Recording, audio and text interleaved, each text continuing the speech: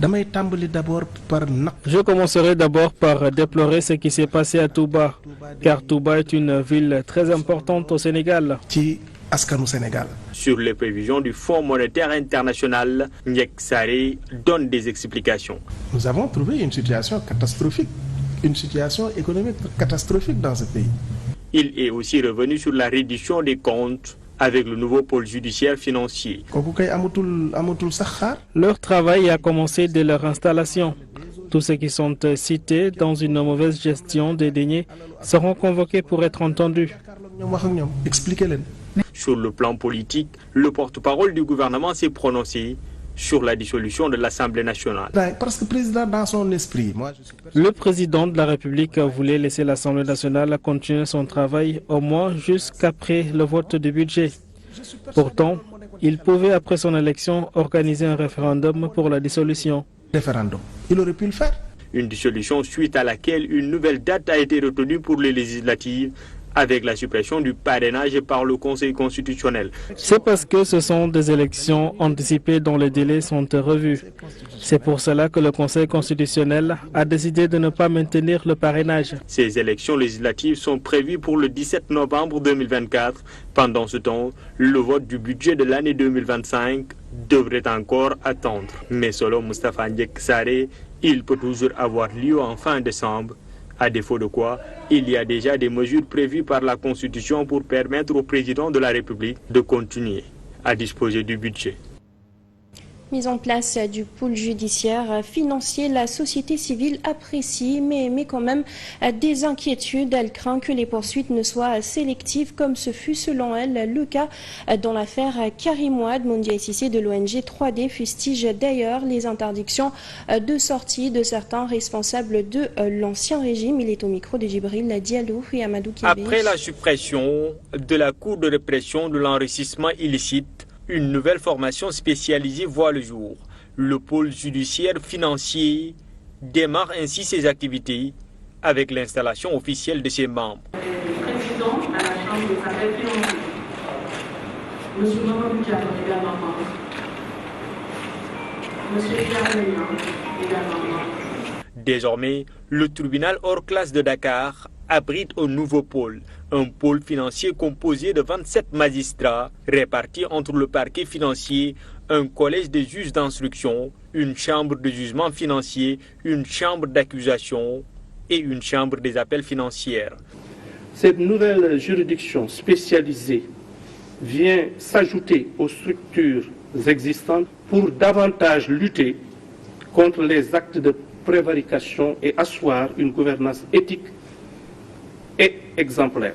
Par cette mise en service, les autorités espèrent non seulement dissuader les auteurs de crimes économiques, mais aussi renforcer la gouvernance et assurer une meilleure gestion des ressources publiques. Il ne se limite pas seulement à remplacer la CREI, mais se veut plus innovante et conforme aux exigences du moment. Aussi, dispose-t-il d'un domaine de compétences plus élargi. Cependant, la tâche s'annonce très rude. Je me contenterai simplement, pour la circonstance et en toute humilité, de leur rappeler ce qu'ils savent déjà bien faire. Appliquer la loi, toute la loi, mais rien que la loi. Suite aux nombreuses critiques sur l'ancienne CREI qui a condamné Karim Wade et Khalifa Sall, le nouveau pôle a plusieurs défis à relever, notamment celui de la transparence, surtout après la publication des différents rapports des corps de contrôle. Sur ce, nous parlons d'élections et droits de l'homme. C'est le thème d'ailleurs de la 15e édition des sessions spéciales de formation en droit international. L'objectif de la rencontre est notamment de familiariser les acteurs aux instruments juridiques qui entrent dans l'organisation des élections. Omar Thiam.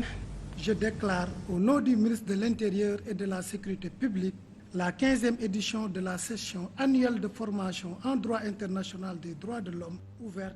Il sera question de capacités magistrats, avocats, agents de l'administration, société civile entre autres sur le droit international. 2 semaines de formation pour redorer le blason de la démocratie mise à rude preuve dernièrement. Parce que nous avons remarqué beaucoup de dysfonctionnements dans le processus électoral avec des violations plus ou moins graves des droits humains. Nous avons observé ce que nous appelons un paradoxe sénégalais, c'est-à-dire qu'en période préélectorale, la situation semble souvent très compliquée, les choses se gâtent il faut qu'on parle de ça. Au terme de ces 2 semaines de concertation, le déroulement des élections, le respect des droits inaliénables des personnes, les textes internationaux seront appelés à être respectés. Ils ont ratifié des conventions. Ils ont introduit ces conventions dans leur constitution. Ils sont obligés de respecter. Donc il y a une obligation, non pas de moyens, mais de résultats. En ce sens, le Sénégal est-il un bon élève dans ce domaine? Alors, votre question est un peu difficile. Les engagements ne sont totalement respectés nulle part. Et l'objet de cette formation, justement, c'est d'amener les États à prendre conscience de leurs responsabilités. Les participants sont venus un peu partout dans le continent et en Europe. Ils feront office d'intermédiaires pour prêcher la paroisse du droit international une fois rentrés dans leurs pays respectifs. Toujours sur cette même lancée, malgré son statut de pays démocratique, le Sénégal figure sur la liste des pays qui sont confrontés à la violence préélectorale et qui violent parfois les droits de l'homme en période électorale. Sur la question, le commissaire Abdou Aziz Sarr assure que le nouveau gouvernement est bien conscient de la situation et va d'ailleurs prendre toutes les dispositions nécessaires pour tenir des élections libres et transparentes. Notre réponse à cette invitation tient à notre volonté de réaffirmer, si besoin en est, notre engagement en s'adossant sur un respect strict des droits de l'homme à organiser des élections libres, transparentes, démocratiques, mais également inclusives, à l'effet de permettre encore une fois l'expression libre de la véritable souveraineté, celle du peuple sénégalais. Sur un tout autre registre à présent, le ministre de l'Industrie et du Commerce était en visite à l'usine Pitex pour sa relance. Lors de son discours, il a insisté sur l'importance de relancer cette structure capable de créer plus de 500 emplois pour les jeunes. Cette initiative s'inscrit dans la stratégie nationale de développement industriel soutenue par l'exploitation des ressources naturelles du pays. Dans son discours, le ministre de l'Industrie et du Commerce, Dr Serigne Diop, a mis l'accent sur l'importance de relancer l'usine Pitex de Louga pour créer des emplois, mais aussi développer l'industrie du Sénégal. Nous allons mettre plusieurs dizaines de milliards ici à Louga pour faire cette usine le fleuron de l'industrie. Notre objectif, mesdames et messieurs, est de créer la zone économique spéciale de Louga. Comme vous le savez, la politique du président de la République, Bassirou Diomaye Faye, et de son premier ministre, Ousmane Sonko, c'est de créer 45 zones industrielles et agropoles sur l'ensemble du territoire, à travers d'abord la phase 1, qui est la phase des 8 pôles de développement économique et social. Le ministre a également souligné l'importance des ressources naturelles découvertes par le Sénégal, comme le phosphate et le pétrole. Le Sénégal a découvert beaucoup, justement, de ressources naturelles. Nous sommes l'un des rares pays à avoir de phosphate, beaucoup plus de phosphate que vous le pensez. La région de Matam, on vient de le voir, a beaucoup plus de phosphate que la région de Mboro. Donc le Sénégal va pouvoir produire maintenant 1 million de tonnes d'engrais, ensuite 2 millions de tonnes, et nous pensons que la capacité peut aller jusqu'à 5 millions de tonnes d'engrais. Cela veut dire que nous pourrons avoir les ressources financières pour pouvoir investir dans l'industrie, investir dans l'éducation, investir dans d'autres secteurs. Mais il n'y a pas que cela. Le Sénégal aussi du pétrole. Cette visite du ministre de l'Industrie et du Commerce, Dr Serigne Diop, dans la région de Louga, a ravivé les espoirs des habitants de Louga qui voient en cette initiative des opportunités de relancer l'activité économique, mais aussi de favoriser le développement local. Saison des pluies à présent, nous l'annoncions dans les titres. Après à Touba, c'est au tour de Kolda d'alerter sur sa situation. Après les dernières fortes pluies enregistrées, la capitale du Fouladou a été le théâtre de beaucoup de dégâts. Des maisons et des puits se sont affaissées, les routes sont devenues impraticables et les eaux de pluie ont envahi les maisons. Les populations sont dans le désarroi et on appelle aux autorités. Des maisons et des puits qui s'affaissent, des routes impraticables, de l'eau jusqu'à l'intérieur des chambres. Voici le décor dans certains quartiers de Kolda après les fortes pluies qui se sont abattues ces dernières 48 heures dans cette partie sud du pays. Les habitants, eux, sont dans le désarroi. La forte pluie a emporté une maison une maison qui est à côté de chez nous, une cuisine de Gassimou. Et actuellement, le propriétaire de la maison n'a pas le lieu où il va loger. Et vraiment, c'est très difficile pour la population de Cynthia Idrissa actuellement. Les arts de dégâts se justifient quelquefois par la construction. Certaines maisons sont construites en banco. Et puis, vous savez que Cynthia Idrissa est un quartier qui est entouré par des eaux.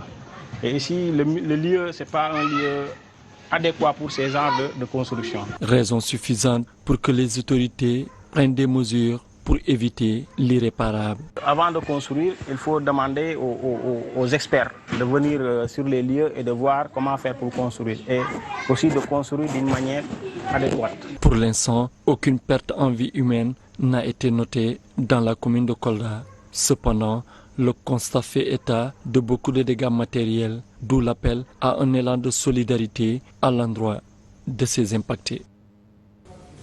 Cette alerte du côté de Louga, à présent 110 000 tonnes d'oignons sont pourris du côté de Potou. Une alerte que dénonce l'édile de cette localité qui par ailleurs accuse le directeur général de l'IARM d'être le seul responsable. Mamadouba profite de cette occasion pour déplorer le manque criard d'eau dans plusieurs villages de la commune. Il interpelle le nouveau régime en place.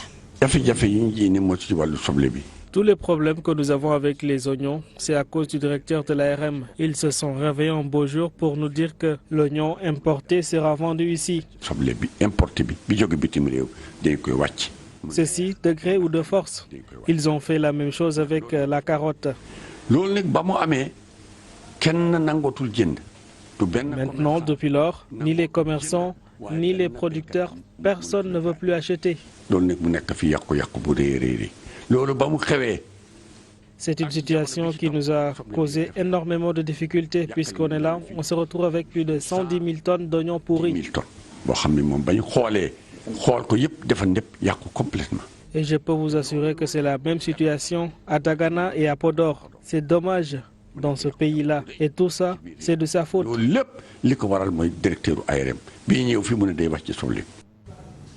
Dans le volet sport à présent, le lutteur Adama Correa dit à la face de l'écurie de lutte Fasbeno, arrêté après une altercation dans un bar, est en garde à vue dans les locaux du commissariat de la Médina durant l'interrogatoire dans l'affaire de coups et blessures volontaires. Le mis en cause a reconnu les faits qui lui sont reprochés. À l'origine, une bagarre avec le propriétaire du bar et le videur. Le lutteur accuse ces derniers de comportements désobligeants à son égard.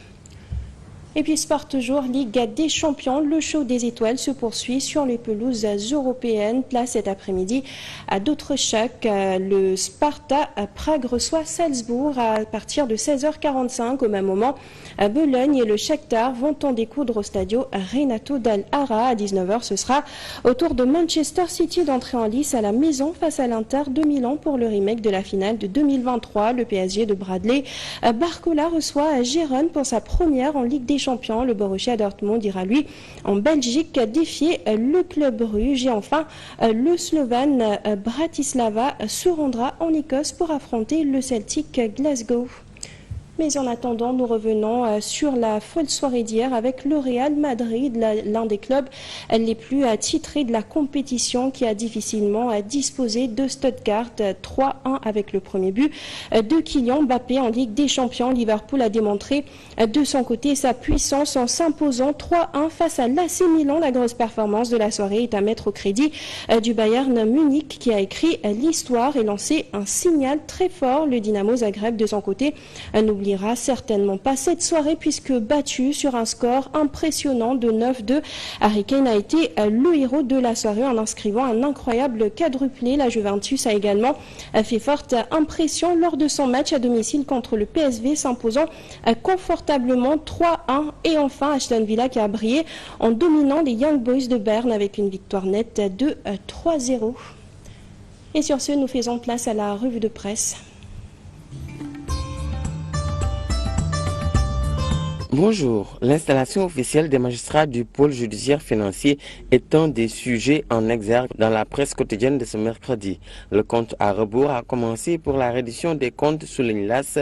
La machine s'emballe, renchérit Sud Quotidien, selon lequel la traque des biens mal acquis a franchi un nouveau palier avec l'installation des magistrats du pôle judiciaire financier au nombre de 27. Ces juges sont chargés de diligenter, entre autres missions, la reddition des comptes face à la délinquance financière et aux crimes économiques. Détournement, c'est terminé, décrète en langage simple le quotidien 24 heures après l'installation mardi du pôle judiciaire financier lors d'une cérémonie solennelle présidée par le garde des Sceaux, ministre de la Justice Ousmane Diagne. Selon le garde des Sceaux, cité par Le Soleil, l'avènement de cette nouvelle juridiction se veut une réponse à l'exigence citoyenne de redevabilité. Le ministre Ousmane Diagne demeure convaincu que les résultats seront au rendez-vous dans la lutte contre les délits et crimes à caractère économique et financier, ajoute le même journal. Dans Vox Populi, c'est le procureur général Mbacké Fall qui rassure. Il ne s'agira pas de règlement de compte, mais de reddition de compte de nos faibles ressources, affirme le procureur. Dans ses propos repris par de nombreux quotidiens dont Libération, les dégâts causés par les inondations à Touba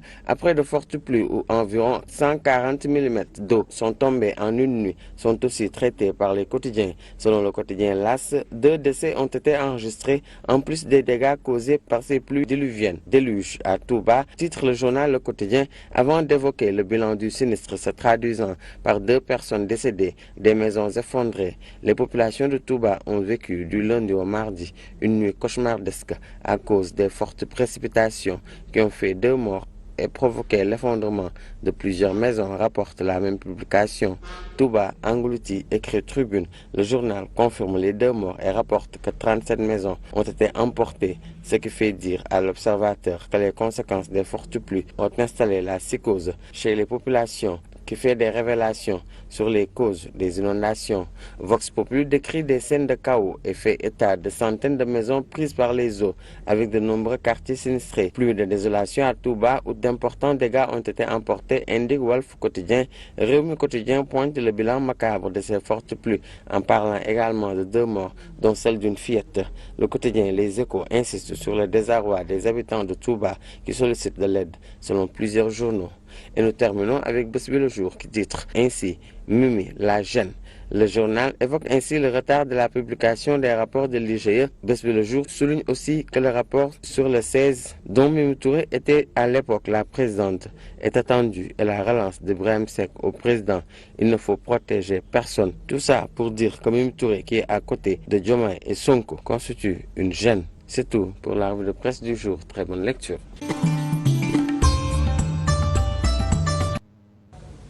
Et c'est ainsi que se referme ce journal. Merci à vous de l'avoir suivi. Comme toujours, le rendez-vous en Wolof est donné pour 14 h. Merci, bonne suite de programme sur la 7 TV.